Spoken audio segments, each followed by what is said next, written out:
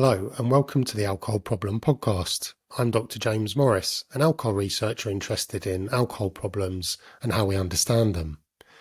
Usually in this podcast, I interview people with lived experience or academics with a special interest in an alcohol-related subject. However, in this episode, I wanted to do something a bit different, and I wanted to evaluate a podcast episode from the Huberman Lab. The Huberman Lab is a very widely downloaded, very well-known podcast and is hosted by Dr. Andrew Huberman, who is a neuroscientist and now very well-known podcast host. So the episode I want to talk about is called What Alcohol Does to Your Body, Brain and Health. And in this episode, Dr. Huberman provides a very comprehensive and on the whole, I would say accurate explanation of the various ways in which alcohol affects the body, the brain, the gut, and its potential consequences, which are essentially negative from a health point of view. So my goal is not to critique or attack Dr. Andrew Huberman personally, but rather to highlight, I think, a few issues that are important that are raised as a result of how this podcast is framed, and particularly some of the language and terminology and concepts used around alcohol problems.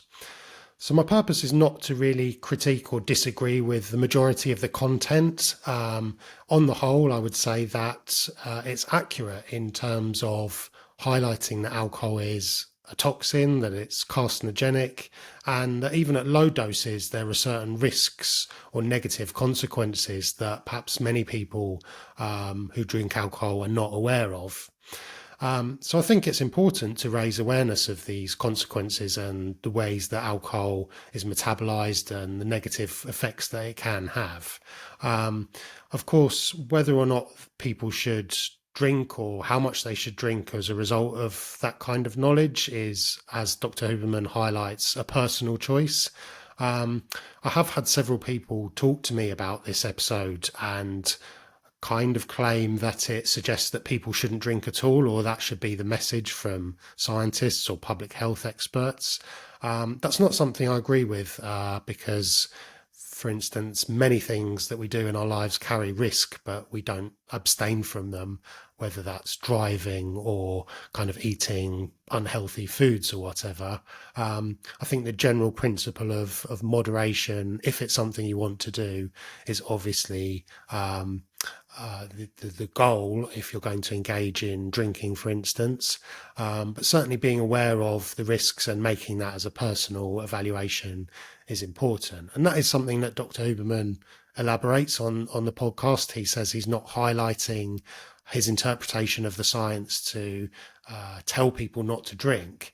But as I said, I've encountered some people who are kind of using this kind of evidence as an argument to put forward that, an abstinence or no alcohol message is what we should be advocating. As I said, that's not really my position and not really what I want to discuss per se. However, there is a broader point that I do also wish to identify within the podcast, which kind of reflects some of the broader criticisms that I have come across about the Huberman Lab podcasts in general, which essentially relate to the idea of kind of scientific uncertainty. So generally, scientists and academics are always quite careful about acknowledging the limitations of their research or the kind of where research is at on any particular given question or topic, and saying, there's still known unknowns, that more research is usually always needed. And I think there are certain claims or aspects within the Huberman Lab's alcohol episode where some more scientific uncertainty would have been more accurate in terms of reflecting what we know around or don't know around some of the effects around alcohol use. But on the whole, I think it's generally accurate in saying that alcohol is not good for us, and that there are lots of myths, and even that low amounts of alcohol are associated with certain negative effects. So when I say low amounts of alcohol, I generally mean drinking within the recommended guidelines. So these vary across the world, but generally they're fairly close to our UK guidelines, the guidelines that state 14 units a week or less, or advise 14 units a week or less, spread over 3 days or more, but still with having alcohol-free days. So that's roughly equivalent to maybe 6 or 7 pints of average strength lager, or 1.5 bottles of wine over a course of the week. So generally, drinking at that level is unlikely to result in long-term health consequences in and as of itself. But as Dr. Huberman points out, that other lifestyle factors and other health behaviours or other environmental factors are going to be important influences on those health outcomes, rather than just drinking or consuming alcohol per se. Certain claims around risks of low-level drinking, I think, are generally well reflected within the evidence base. For instance, effects on brain matter or brain thickness. So, the evidence seems fairly robust that even low levels of alcohol or drinking within the guidelines does tend to have some negative effects on kind of brain tissue, grey and white matter. That's not my research area, but as I understand it, it's pretty well established that those kind of effects do exist. And the other key issue for kind of low risk drinking is around the carcinogenic status of alcohol, and this is a kind of debate that's going on in lots of different circles in terms of the extent to which alcohol is carcinogenic and what implications that has for low-level drinking. So Dr. Huberman gives a really good detailed explanation of some of the mechanisms or ways in which alcohol is thought to be carcinogenic. So that is a factor, albeit that, again, at low risk levels, drinking alcohol might technically increase risk of certain cancers, but those risks are still relatively low if staying within low risk guidelines. One exception to that may be kind of breast cancer, where the risk is really significantly elevated. So cancer risk is greatest for breast cancer, even at low levels of alcohol use. So my goal is not to kind of criticize the main message of the podcast, which is that essentially alcohol is not good for us, and that people should be more aware of that and factoring that into their decisions to drink. But what I really wanted to talk about is the use of language and the reflection of certain concepts or ideas around alcohol problems. And in particular, use of the terminology or ideas around alcoholism. So throughout the podcast, Dr. Huberman does use a wide range of different terms to describe problematic drinking patterns or behaviours, and on the whole these seem to be used quite interchangeably, and I think that's problematic. So throughout the podcast, Dr. Huberman does use the term severe alcohol intake, binge drinking, dependence, chronic abuse of alcohol, overconsumption, heavy drinkers, and alcoholics and alcoholism. And it's those last two terms that I really take particular issue with and think really needs further attention, and essentially retiring from scientific and professional and, as much as possible, public discussions around alcohol problems, with the exception of people who self-identify, of course, as alcoholics, particularly kind of members of Alcoholics Anonymous. So the alcoholism model obviously evolves in large part through the development and growth of AA, Alcoholics Anonymous, into a worldwide fellowship. And again, I'm not here to attack AA or criticize Alcoholics Anonymous, which for some people, particularly those people who do have more severe alcohol problems, more severe degrees of alcohol dependence, which I'll explain a bit more shortly, Alcoholics Anonymous can be a really valuable and effective route to recovery. On the other hand, the alcoholism model and Alcoholics Anonymous doesn't work for everybody. In fact, vast majority, the biggest groups of people who experience negative effects or harms or even alcohol dependence do not benefit or do not wish to engage in Alcoholics Anonymous. And that's why, in a broad sense, the language of alcoholism is problematic. Because fundamentally, when we say alcoholism or alcoholic, it implies that there's two groups of people, that there's kind of people with alcoholism, and that there's everybody else, and that everybody else is somehow without this kind of condition or disease, and that people with alcoholism do have this kind of disease. But modern addiction science is very contested around the concept of disease. But certainly in terms of how kind of most people understand it and think about alcoholics as kind of genetically or biomedically different, that's certainly not borne out in kind of modern understandings of alcohol problems. So in particular, alcohol problems, when we look at them through kind of scientific or clinical measures, we'll use terms of either alcohol dependence or alcohol use disorder, or define certain types of drinking patterns like hazardous or harmful. And all of those can be measured or assessed using scientifically tested and validated and widely recognized screening or assessment tools. And what we see in all of these tools is that all of these problems exist in degrees of severity, that they exist across continuums.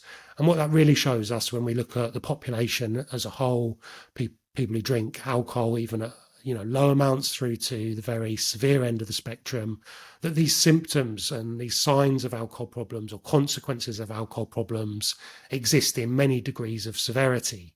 So that really does show us that there really aren't two groups of people in the way that it's kind of implied when we talk about alcoholism, that there's kind of alcoholics and everybody else. And so for that reason, alcoholism has been retired. It's no longer used in scientific or most scientific papers and research studies. Certainly within the alcohol field, very few people use that terminology. Those people that do, again, who self-identify, then that's absolutely right and for them and can be useful for that recovery. But anything outside of that context and in science communication and talking about risk factors associated with alcohol problems, we really should be avoiding the alcoholism framing and use instead what we know are kind of scientific validated terms, either alcohol use disorder or alcohol dependence, where we can kind of properly capture and understand and measure these on a more scientifically empirical basis. And the reasons for this are kind of not just because alcoholism is kind of not scientific, but also because it's so heavily embedded in problematic stereotypes that have a lot of negative consequences for certainly kind of public health goals of reducing alcohol problems beyond that kind of very severe end of the dependent spectrum. So stigma, alcohol problems are highly stigmatized. We know that the public judge people who are seen to have alcohol problems very negatively, that they'll attach certain negative stereotypes and they'll enact prejudice and discrimination against them. And that itself is harmful. It hurts recovery and it hinders people from recognizing maybe that they have a problem, even if it doesn't fit kind of the alcoholism model. So we know that using kind of other terms like alcohol use disorder is more beneficial in terms of reducing stigma or avoiding some of the problems that kind of stigma is really responsible for. And the other issue really, or another key issue with alcoholism terminology in the kind of broader sense, where outside of AA contexts or self-identification contexts, is its implications for what causes or how alcohol problems exist as. So as I've said, alcoholism implies that it's some kind of disease individually located within the person.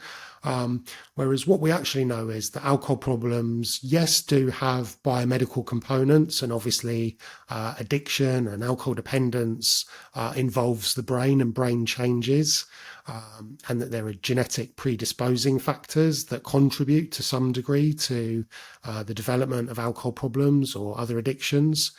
However, the weight that the general public generally places on these factors of kind of disease or genetics is really kind of not very reflective of what we know is the true kind of contributory factors to the development and recovery from alcohol problems. So, for example, we know that there are many, many psychological factors that contribute to alcohol dependence or alcohol problems, particularly other mental health issues, stress as a major cause or driver of alcohol problems. But we also know that social networks and the environment and the culture that we exist in are heavily influential on the level of alcohol consumption within populations and specifically the development of different types of problems. So we know that public health measures like minimum pricing, restrictions on advertising and availability, these are the most effective levers for reducing alcohol problems at the population level. And of course, when we use the term alcoholism, it kind of detracts from that because it kind of places or locates the problem within that person or implies that it's a problem of their genes. So that's another issue that really comes up for me within the Huberman Lab's alcohol episode, is that Dr. Huberman refers on many occasions, or several occasions at least, to people with genetic predispositions to alcoholism, or talks about how genetics are kind of a driving factor for much of the development of alcohol problems. And, I'm not denying that genes play a role. And indeed, to be fair to Dr. Huberman, he does acknowledge that, genes are not deterministic, that they interact with the environment. But at the same time, I think that there's much more caution needed around the actual role that genes play in the development of alcohol problems. And something like alcohol problems are very much polygenic. So it's not that there is a single or small number of genes that contribute to the development of alcohol problems or alcohol dependence. It's probably spread across thousands of genes that may play each a very, very, very tiny role in contributing to those kind of risk factors. And, it's commonly described as being heritable to like 50% heritable. But 50% heritability doesn't mean someone's chances are kind of like 50% of developing an alcohol problem. That it's actually a requirement that a lot of other things are needed, environmental factors and, life stressors or adverse childhood experiences we know are very strong drivers of alcohol and mental health problems. So this kind of issue of kind of overemphasizing or overvaluing the role of genes in the development of alcohol problem has been called genetic essentialism, whereby, it's kind of believed that it's kind of a person's nature, it's within their nature to have developed that alcohol problem, rather than, as we know through kind of huge amounts of psychological and social research, that the environment and people's experiences are very heavily determinant of the development of alcohol problems, and may interact or result in certain gene expression functions. But on the whole, it's certainly not the case that the existence of certain genes leads to alcohol problems. And the other issue with kind of maybe unintentionally overemphasizing kind of genetic or biomedical components of around alcohol problems is it doesn't really help us with, certainly in terms of where we're at with the current science or treatment status, that these kind of genetic or biomedical approaches generally don't help us with the treatment or prevention of alcohol problems, because, as I've said, the most important or most valuable levers available to us, certainly at a population level, are the environmental factors around price, availability and marketing. And when we're looking at kind of individualized treatments, as well as making kind of recovery networks available, whether that's Alcoholics Anonymous or other groups that can work just as well without using that kind of disease model, those treatments are very much behavioural and psychological in kind of their mechanisms as well. So, as I've said, the social networks are really important for many people when they recover. A really important component of that is kind of changing their social network or adopting protective behavioural strategies so that they can identify risk factors and kind of manage those or avoid those. So huge amount of kind of addiction treatment or treatment for alcohol problems or alcohol dependence in particular involves not just kind of medically managing withdrawal, but also kind of very psychological and behavioural components of alcohol problems that these kind of biomedical focuses or alcoholism attributions tend to kind of overemphasize. And there's one more key issue really with that I really want to highlight with both the kind of alcoholism framing outside of that kind of recovery or severe dependence context where it may sometimes be useful or applicable, which is the idea of kind of which is the idea around abstinence as always necessary for recovery, which Dr. Huberman kind of perpetrates this false idea in a couple of points within the podcast. He does acknowledge that there's some controversy around the issue of whether abstinence is always essential for recovery, but it's actually not really controversial if you look at the evidence base available. Yes, of course, scientific uncertainty that we need to continue and further research under what circumstances non-abstinent recovery, or as it used to be called controlled drinking, might be a suitable or kind of relevant recovery goal.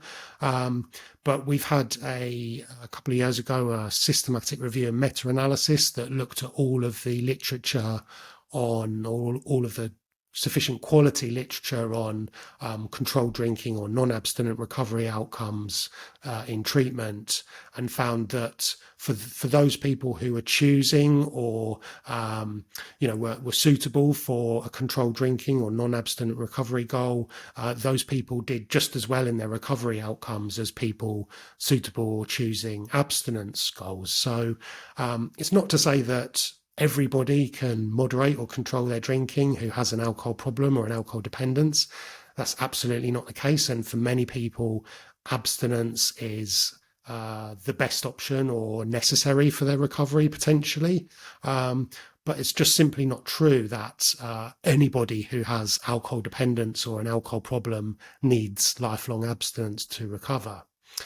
So that's another problem, particularly with kind of over applying or using the alcoholism framework or kind of language outside of the context of kind of Alcoholics Anonymous or people who self-identify with it, because it again is so rooted in this idea that abstinence is necessary, and also rooted in the idea that alcohol problems are always severe and that maybe people need to hit rock bottom before they can actually recover.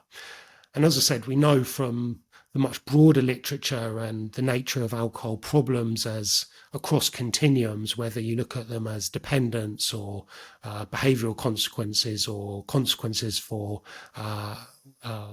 well-being or mental health, we know that all these kind of consequences and symptoms and patterns exist in continuums. And for many people, particularly perhaps lower down on those continuums in terms of their severity, for many of them, abstinence is not going to be something they're interested in, and something that they possibly, or in many cases, will not need. That said, for many people who achieve controlled drinking or non-abstinent recovery or moderation, again, those terms are pretty interchangeable, although might be defined differently in different contexts. For those people, a period of abstinence is usually going to be necessary or particularly helpful. So on other episodes, I've spoken about my experience. I've had a long period of abstinence of many years before I drank again, kind of as an experiment to kind of see whether it was possible. And yeah, because partly in part because of this very long period of abstinence, maybe not just because of the neurological changes that I was able to, that maybe would have took place during that long period of abstinence, the kind of maybe synaptic pruning of unlearning some of those kind of behaviors that I developed that led to kind of cravings or beliefs around alcohol and the desire to drink heavily or problematically, that those were perhaps kind of unwound in some ways. I've got an episode with Dr. Mark Lewis where we talk more about those kind of processes. But also because I addressed lots of other factors in my life, much more psychological factors, kind of thinking about understand or learning and understanding and exploring some of the reasons why I wanted to drink problematically or destructively in the past, and also like changing my social network so that I no longer had social networks who were kind of pushing me or encouraging me to drink heavily, but to ones who kind of accepted me or respected me as a non-drinker, or at least now a moderate drinker. So yeah, the issue around non-abstinent recovery or controlled drinking is complex, and again, I'm not to say that everybody with an alcohol problem can achieve controlled drinking. Certainly, abstinence has many advantages and is usually always going to be necessary, or very often going to be necessary, to have a period of abstinence before successfully moderating someone's drinking. It's complex and there's lots of factors involved in that. But just the idea that everyone with alcohol dependence or an alcohol problem needs abstinence is just not reflected in the contemporary scientific literature. So those are the main issues that I really wanted to highlight. Really that, as I said at the start, the vast majority of the content in the podcast, the Huberman Lab's alcohol episode, I think is accurate. That alcohol is not good for us in any way, and that even low to moderate amounts of alcohol, drinking within the guidelines, carry certain risks. But my issue really is about the misuse or use of old and unhelpful or problematic language, particularly relating to alcoholism and the embedded stereotypes and negative connotations that it really has. So, as I've said, for people that self-identify with as alcoholics or with the model of alcoholism, then that's absolutely fine, and many people recover through doing so. But for the much broader population of people who experience problems resulting from their alcohol use, whether those problems are degrees of alcohol dependence or impacts on their mood, their sleep, their energy, or as contributory factors to other diseases or illnesses, for the vast majority of those people, they will not identify with or benefit from a kind of alcoholism model. And we need to improve awareness and understanding that alcohol problems exist on many broad spectrums, and that they don't just fall into kind of two categories. And with that, it's really important that we don't overemphasize the kind of biomedical factors as kind of causes or perhaps solutions to alcohol problems. It's really important that we understand that, that there are some genetic elements to the development of alcohol problems, and certainly as alcohol problems develop, they're interacting with kind of our genes and, our physiological processes and, things going on in the brain. But it's by no means, the alcohol problems are by no means being driven by, or not primarily driven by, genetic factors, that these are much more or very heavily embedded within our social and lived experience in terms of stress and social environment and kind of normalization of alcohol in society. So I think that's really what I wanted to cover. That alcohol problems and alcohol use are something that we need to scrutinise more, and we need more availability of. And I really welcome the Huberman Lab's podcast.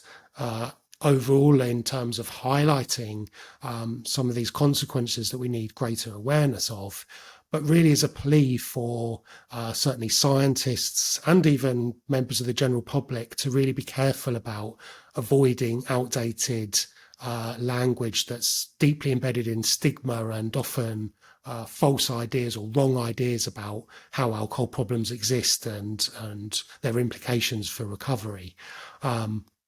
So yeah, sometimes it's I've been accused of kind of like word policing, or those kind of debates are relevant, that we're not going to help or change things by just changing the language, but actually there's pretty strong evidence that language really does matter, that how we use these terms and how we describe these problems really does have very clear and direct consequences for a range of things, both in terms of how people identify themselves as potentially having an issue or kind of a dependence, or in terms of the stigma, or in terms of their likelihood of seeking help, or how they might talk about or think about related factors and problems in their lives.